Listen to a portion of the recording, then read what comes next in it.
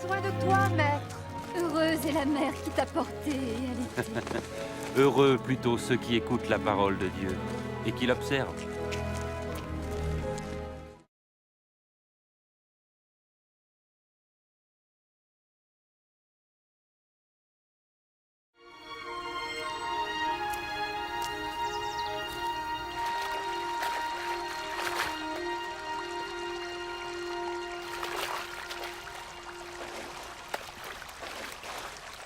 Apprends-nous à prier, comme Jean l'a appris à ses disciples. Quand vous priez, dites « Notre Père qui es aux cieux, que ton nom soit sanctifié, que ton règne vienne, que ta volonté soit faite sur la terre comme au ciel. Donne-nous chaque jour notre pain quotidien. Pardonne-nous nos offenses, comme nous pardonnons aussi à ceux qui nous ont offensés. Protège-nous contre la tentation et délivre-nous du mal. »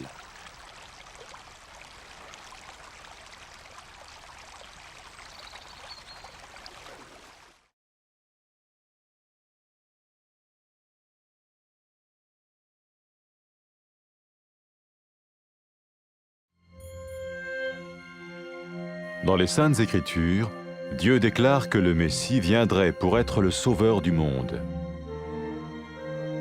La vie de Jésus prouve qu'il est bien celui dont les prophètes avaient parlé. Ésaïe a prophétisé que la Vierge deviendrait enceinte et qu'elle enfanterait un fils. Des siècles plus tard, la naissance de Jésus accomplissait cette prophétie.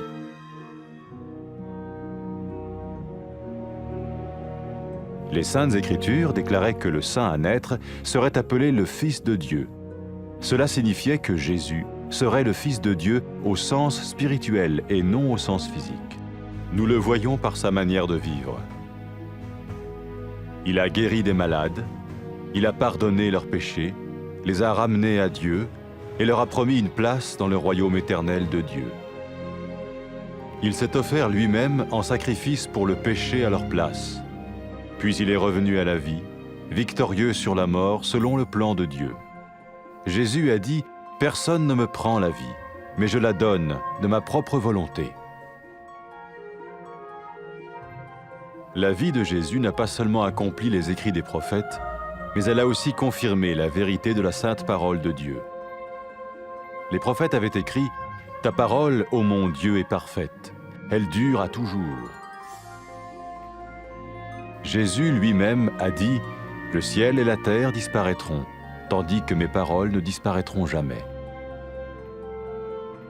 Jésus est venu pour nous donner la vie dans toute sa plénitude. Et quand l'homme a désobéi à Dieu dans le jardin d'Éden, il a choisi sa propre voie et ses actions l'ont séparé du Créateur.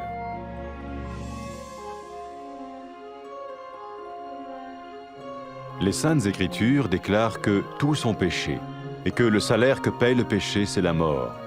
Il s'agit de la mort spirituelle, éternelle séparation d'avec Dieu. Mais tout comme Dieu a donné un bélier pour qu'il meure à la place du fils d'Abraham, ainsi il a envoyé Jésus, le Messie, mourir à notre place. Sa vie, sa mort et sa résurrection restaurent la relation entre Dieu et tous ceux qui mettent leur confiance en lui. Maintenant, non seulement Jésus pardonne les péchés de ceux qui le suivent, mais il les sauve aussi du jugement éternel de Dieu. Ils sont sûrs d'aller au paradis et de vivre avec lui pour toujours. C'est cette vie et cette liberté de la culpabilité et du pouvoir du péché que Jésus offre à chacun aujourd'hui. Cela ne veut pas dire suivre une religion, mais choisir d'avoir foi en Jésus qui dit « Je me tiens à la porte et je frappe. Si quelqu'un entend ma voix et ouvre la porte, j'entrerai chez lui. » Cela veut dire se tourner vers Dieu et croire que Jésus vient dans nos vies pardonner nos péchés et nous rendre tels qu'il veut que nous soyons. Il ne suffit pas d'approuver intellectuellement ce qu'il dit, ni de vivre une expérience émotionnelle. Nous le recevons par grâce, au moyen de la foi, par un acte de notre volonté. Lorsque quelqu'un est prêt à suivre Jésus le Messie, il peut lui parler par une simple prière. Peut-être êtes-vous prêt maintenant à ouvrir votre vie à Dieu.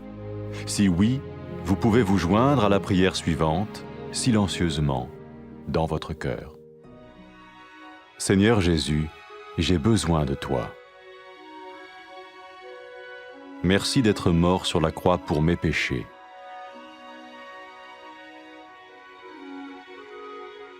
Je confesse mes péchés et je m'en repens.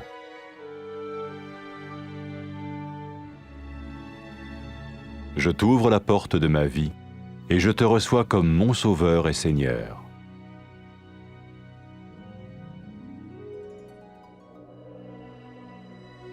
Merci de me pardonner mes péchés et de me donner la vie éternelle.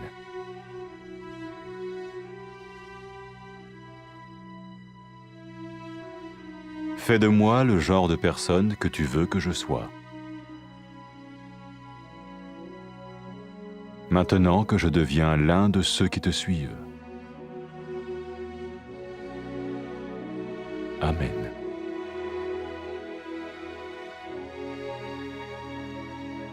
Jésus a dit à propos de ses disciples, « Mes brebis écoutent ma voix, je les connais et elles me suivent. » Pour expérimenter la vie en abondance promise par Jésus, ceux qui le suivent parlent à Dieu chaque jour dans la prière et lisent ou écoutent sa parole. Ils parlent de lui à d'autres personnes et rencontrent régulièrement ceux qui l'aiment et le suivent. N'oubliez pas sa merveilleuse promesse. Tout pouvoir m'a été donné dans le ciel et sur la terre. Et sachez-le, je vais être avec vous tous les jours, jusqu'à la fin du monde.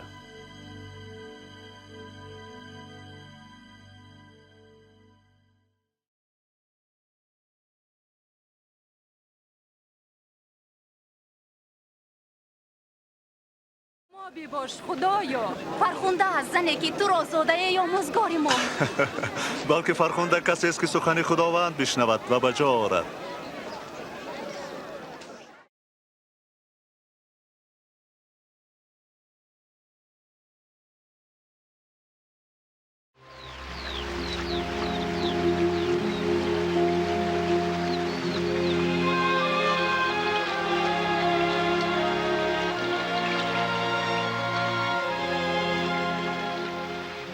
به ما طریق عبادت بیاموز چنان که یحیی آموخته بود. چنین دعا بگویید: ای پدر ما که در افلاکی، نام تو مقدس و ملکوت تو سایه افکن به سر ما باد. اراده تو در زمین و آسمان پاینده باد. گناه ما بیامرز که ما هم قرضداران خود ببخشاییم. ما را به وسوسه نفس نانداز و از شر شریر برهان.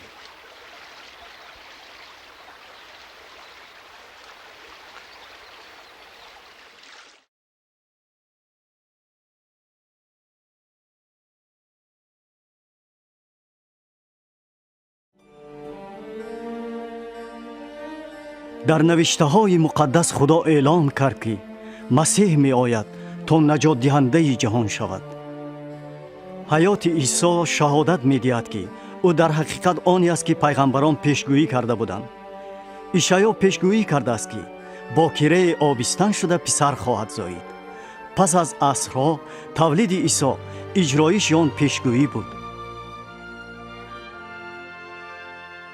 نوشته های مقدس اعلان کرده که مقدس تولید شونده پسر خدا نامیده می شود.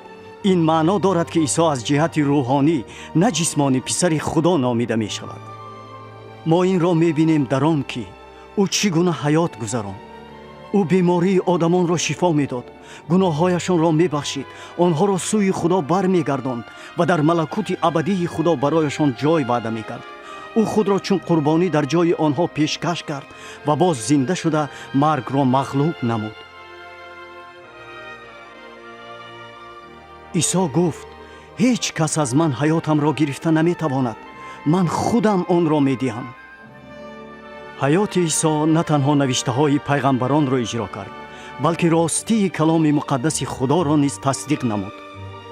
پیغمبران اعلان می کردند کلام خداوند بی عیب است، کلام توی خدا ابدی است. عیسی خودش گفت: آسمان و زمین گذرانند اما سخنان من جاودانی اند. عیسی آمد تا به ما حیات را به پرگی دهد. لیک وقتی آدم در باغ عدن به خدا اطاعت نکرد، انتخاب نموده به راه خود رفت، این کارش او را از آفریدگار جدا کرد. نوشته مقدس می گوید همه گناه کردند و جزای گناه مرگ است. معنای این مرگ روحانی است، یعنی ابداً از خدا جدا شدن. ولی چنان که خدا گوسفند داد تا در جای پسر ابراهیم مرد، همچنین او عیسی مسیح را فرستاد که در جای ما میرد. حیات، مرگ و احیایش مناسبت بین خدا و آنهایی را که به او باور میکنند برقرار نمودند. آنانی که پیرو عیسی می باشند نه تنها گناههایشان بخشیده شده است، بلکه از محکومیت ابدی خدا هم نجات یافتند. آنها بهشتی اند و با او ابدا زندگی می کنند. این است حیات، آزادی از عیب و قدرت گناه که عیسی امروز به هر کس پیشکش می کند. معنای این دین را قبول کردن نیست، بلکه به عیسی ایمان داشتن است که می گوید من نزد در ایستاده در را می کوبم. اگر کسی شنود و باز کند نزدش می درایم. معنای این سوی خدا برگشتن و به عیسی توکل نمودن که به حیات ما آید تا گناههایمان را بخشد و ما را آنسان نماید که می خواهد. این کفایه نیست که با عقل به دعواهای او راضی شویم و حسیاتی داشته باشیم. ما او را با فیض به واسطه ایمان قبول می کنیم، با خواهش و اراده خود. وقتی آدمان تیار هستند که پیرو عیسی مسیح شوند، آنها می توانند به او دعای عادی گویند. شاید شما حاضر تیارید که حیاتتان را به خدا کشایید. اگر چنین باشد می توانید به دعای زیرین همراه شوید، خاموشانه در دل خود. خداوند عیسی، من محتاج تو. رحمت برای در صلیب مردنت برای گناههای من. من به گناههایم اقرار می شوم و توبه می کنم.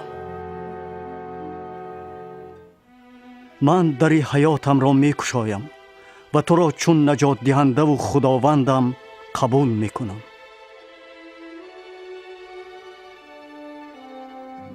رحمت برای بخشیدن گناههای من و دادن حیات ابدی.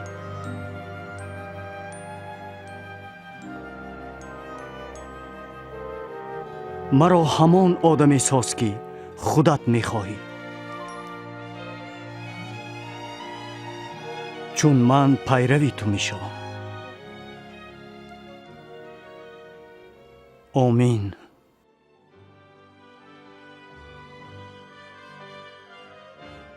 عیسی درباره پیروانش گفته گوسفندان من آواز مرا میشناسند، من آنها را میدانم و آنها مرا پیروی میکنند.